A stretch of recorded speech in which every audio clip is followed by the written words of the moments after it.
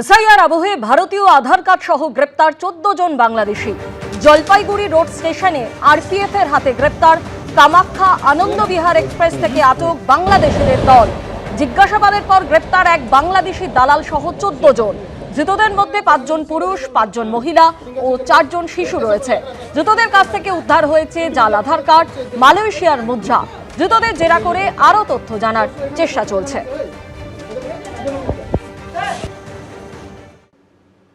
2 মিনিটের মধ্যে সরিয়ে দেব। কোথায় পোস্টিং আপনাদের? ঠিক এই ভাষাতেই কেন্দ্রীয় বাহিনীর দিকে বুধবার তেড়ে গেলেন সিউড়ির বিজেপি প্রার্থী জগন্নাথ চট্টোপাধ্যায়। পাল্টা কুণাল ঘোষ এদিন বলেন, নিজেদের বাবা কাকার পৈতৃক সম্পত্তি ভাবছে কেন্দ্রীয় বাহিনীকে, নইলে কোনো বিজেপি প্রার্থী এটা বলতে পারে যে কেন্দ্রীয় বাহিনীর চাকরি খেয়ে নেব?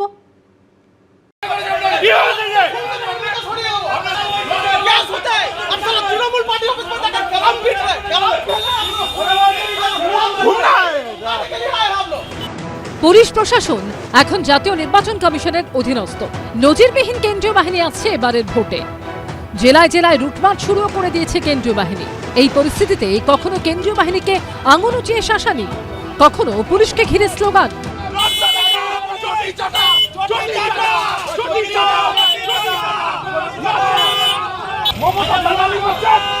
রীতিমতো ধমক। বুধবার এভাবেই কখনো পুলিশ তো কখনো কেন্দ্রীয় বাহিনীর দিকে কার্যত তেড়ে গেলেন সিউড়ির হেভিওয়েট বিজেপি প্রার্থী জগন্নাথ চট্টোপাধ্যায়।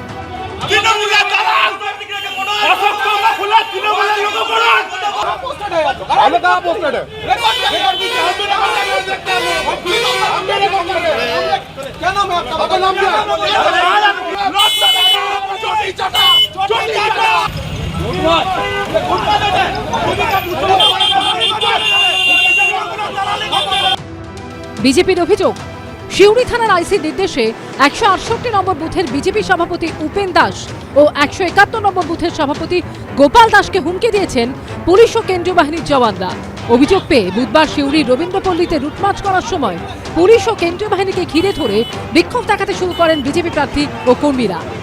আমি এটা নিয়ে অবজারভারদের কাছে কমপ্লেন করেছি, পুলিশ অবজারভারকে কমপ্লেন করেছি, জেনারেল অবজারভারকে কমপ্লেন করেছি, থানায় কমপ্লেন করেছি। তৃণমূল যেটা পারছে না সেটা কি পুলিশ করছে? আমার বুথ সভাপতি ভোট করবে না? এই জিনিস এখানে চলবে না। নিজেদের বাবা কাকার পৈতৃক সম্পত্তি ভাবছে কেন্দ্রীয় বাহিনীকে, নইলে কোনো বিজেপি ক্যান্ডিডেট এটা বলতে পারে যে কেন্দ্রীয় বাহিনীর চাকরি খেয়ে নেবো? তুই কে কেন্দ্রীয় বাহিনীর চাকরি খাওয়ার? কে কেন্দ্রীয় বাহিনীর চাকরি খাওয়ার? তোদের উচিত আগে কেন্দ্রীয় বাহিনীর জুতো পালিশ করা। কেন্দ্রীয় বাহিনী ছাড়া নড়া ক্ষমতা নেই। ফোনে যোগাযোগ করা হলে এই বিষয়ে কোনো মন্তব্য করবেন না বলে জানিয়েছেন বীরভূমের পুলিশ সুপার। কিছুদিন আগে একটি ভিডিও ভাইরাল হয়। সেখানে দেখা যায় সিউড়িতে তৃণমূলের পার্টি অফিসে ক্যারাম খেলায় ব্যস্ত সিআরপিএফ জওয়ান। অভিযুক্ত 3 জওয়ানকে সাসপেন্ড করা হয়। এর আগে মুর্শিদাবাদের শামশেরগঞ্জে ইফতারে অংশ নেওয়ার অভিযোগ উঠেছিল 7 জন কেন্দ্রীয় বাহিনীর জওয়ানের বিরুদ্ধে। সেই 7 জওয়ানকে ইতিমধ্যেই অন্য রাজ্যে পাঠিয়ে দিয়েছে নির্বাচন কমিশন। ভাস্কর মুখোপাধ্যায় ও অনির্বাণ বিশ্বাসের রিপোর্ট, এবিপি আনন্দ। নিষ্পত্তি হয়ে যাবে বলে সুপ্রিম কোর্টে জানিয়েছেন কলকাতা হাইকোর্টের প্রধান বিচারপতি। তবে আজ থেকে জোকায় শুরু হচ্ছে না ট্রাইব্যুনালের কাজ। সূত্রের খবর, বিচারপতিদের একাংশের বক্তব্য, ট্রাইব্যুনাল চালাতে প্রয়োজনীয় লোকবল বা পরিকাঠামো মেলেনি। আর 3 সপ্তাহ পরে বিধানসভা ভোট, কিন্তু এখনো শেষ হয়নি এসআইআর প্রক্রিয়া। এই প্রেক্ষিতে বুধবার এসআইআর মামলার শুনানি হলো সুপ্রিম কোর্টে। 7 এপ্রিলের মধ্যেই 60 লক্ষ বিবেচনাধীন নামের নিষ্পত্তি হয়ে যাবে, জানালো আদালত। বুধবার মামলার শুনানি হয় সর্বোচ্চ আদালতের প্রধান বিচারপতি সূর্যকান্ত, বিচারপতি জয়মাল্য বাগচি ও বিচারপতি বিপুল এম পাঞ্চলির এজলাসে। শুরুতেই প্রধান বিচারপতি জানান, কলকাতা হাইকোর্টের প্রধান বিচারপতি জানিয়েছেন 7 এপ্রিলের মধ্যেই 60 লক্ষ নামের নিষ্পত্তি হয়ে যাবে। তিনি বলেন, হাইকোর্ট থেকে জানানো হয়েছে প্রায় 47,30,000 নামের নিষ্পত্তি হয়ে গিয়েছে। প্রতিদিন পৌনে 2 লক্ষ থেকে 2 লক্ষ নামের নিষ্পত্তি হচ্ছে। এখনো 13 লক্ষ বিবেচনাধীনের নাম নিয়ে নিষ্পত্তি বাকি আছে, তাও নির্দিষ্ট সময়ের মধ্যে হয়ে যাবে। তবে নির্বাচন কমিশন সূত্রে খবর, বুধবার দিনের শেষ অবধি 49 লক্ষের বেশি ভোটারের নিষ্পত্তি হয়ে গেছে। 1,20,00,000 লোকের নাম বাদ দেওয়া হয়েছিল, বেছে বেছে যেন উকুন বাজছে। 22 লক্ষ লোকের নাম আমরা ইতিমধ্যেই তুলতে পেরেছি। 18 লক্ষ বাদ আছে, ট্রিব্যুনালে যেতে হবে, খরচা আমরা দেব। আর আজকে আমি খুশি, সুপ্রিম কোর্ট ভালো রায় দিয়েছে। ট্রাইব্যুনাল তো সেই জন্যই তৈরি করা হয়েছে। ট্রাইব্যুনালটা তো এটা নয় যে কেউ ফর্ম 7 কেড়ে নেবেন বা ফর্ম 6 ছেড়ে দেবেন বলে তৈরি করা হয়েছে। এই 60 লক্ষ নামের নিষ্পত্তি হতে হবে।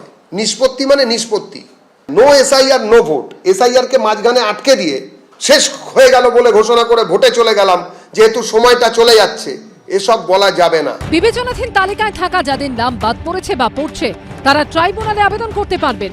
ট্রাইব্যুনালে থাকা প্রাক্তন বিচারপতিদের প্রশিক্ষণ দেওয়ার কাজ বুধবারই করার নির্দেশ দিয়েছে সুপ্রিম কোর্ট। কমিশনের আইনজীবী বুধবার সুপ্রিম কোর্টে বলেছিলেন, বুধবার প্রশিক্ষণ দেওয়া হচ্ছে, বৃহস্পতিবার থেকে কাজ শুরু হয়ে যাবে। নির্বাচন কমিশনের এই প্রশিক্ষণ দেওয়া নিয়ে প্রশ্ন তোলেন আইনজীবী কল্যাণ বন্দ্যোপাধ্যায়। সেই আপত্তি খারিজ করে দিয়ে প্রধান বিচারপতি বলেন, কিভাবে সিস্টেম হ্যান্ডেল করতে হবে তার জন্য ট্রেনিং। এতে কি অসুবিধে আছে? ইচ্ছে হলে আপনিও যান। বিচারপতি বাগচি কমিশনকে বলেন, কার নাম কেন বাদ যাচ্ছে সেটা যেন তিনি জানতে পারেন। যখন ট্রাইব্যুনালের কাছে আবেদন করবেন তখন তিনি যেন প্রয়োজনীয় নথি পান। অনেক সময় হয়েছে তো যে ডকুমেন্টগুলো দিয়েছে, ওরা রসিদ দেয়নি, তো ডকুমেন্ট যে যা দেবে সেই ডকুমেন্টের অথেন্টিসিটি চেক আপ করে ট্রাইব্যুনাল ডিসাইড করবে তাদের ওন মেরিটে। এটা ট্রাইব্যুনাল ডিসাইড করবে এবং ট্রাইব্যুনাল যেটা ডিসাইড করবে সেটা ফাইনাল। যদিও নির্বাচন কমিশন সূত্রে খবর, বৃহস্পতিবার থেকে শুরু হচ্ছে না ট্রাইব্যুনাল। এই দিন এই নিয়ে কমিশনের সঙ্গে বৈঠকে বসেন অবসরপ্রাপ্ত বিচারপতিরা।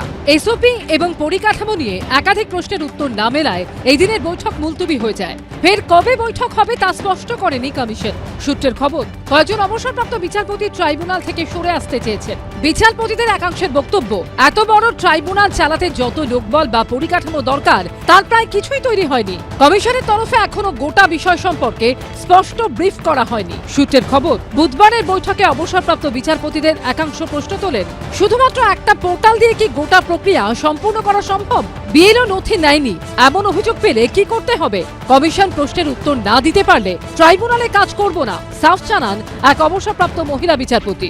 জোকা যেখানে ট্রাইব্যুনাল বসবে সেই জায়গায় এদিন ঘুরে দেখেন এবিপি আনন্দ প্রতিনিধি। জোকা থেকে সরাসরি এখানে আসতে চান তাহলে জোকা থেকে এসে প্রথমে তিনি বাঁদিকে ইন্ডিয়ান ইনস্টিটিউট অফ ম্যানেজমেন্টের যে শিক্ষা প্রতিষ্ঠান রয়েছে সেই শিক্ষা প্রতিষ্ঠান তিনি পাবেন এবং সেখান থেকে প্রায় 1 কিলোমিটারের কিছুটা বেশি দূরত্ব অতিক্রম করলে তারপরেই কিন্তু এই যে অফিস রয়েছে বা দপ্তর রয়েছে বা যেখানে এই ট্রাইব্যুনাল প্রতিষ্ঠিত হবে সেটা কিন্তু এখানে অবস্থিত।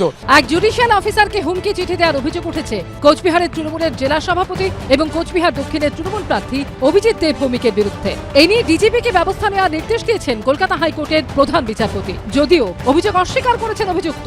এই প্রেক্ষাপটে বুধবার সুপ্রিম কোর্টের বিচারপতি জয়মাল্য বাগচি কল্যাণ বন্দ্যোপাধ্যায়কে বলেন, আপনি আছেন, অ্যাডভোকেট জেনারেল আছেন, কিছু বলার থাকলে আপনারা প্রধান বিচারপতিকে জানান। এই দিনের শুনানিতে বিপুল পরিমাণ ফর্ম 6 জমা পড়া নিয়েও প্রশ্ন তোলেন কল্যাণ বন্দ্যোপাধ্যায়। তিনি বলেন, কমিশনের অফিসে বান্ডিল বান্ডিল ফর্ম 6 জমা পড়ছে, ফুটেজ দেখাতে পারি। একজন ব্যক্তি 30,000 ফর্ম 6 জমা করে চলে যাচ্ছেন। প্রধান বিচারপতি বলেন, ফর্ম 6 নিয়ে আপত্তি থাকলে উপযুক্ত কর্তৃপক্ষের কাছে আবেদন করুন। মামলার পরবর্তী শুনানি হবে 6 এপ্রিল। বিজেন্দ্র সিংহ, সৌভিক মজুমদার ও শিবাশিস মৌরিকের রিপোর্ট, এবিপি আনন্দ। এবিপি আনন্দ, এগিয়ে থাকে, এগিয়ে রাখে।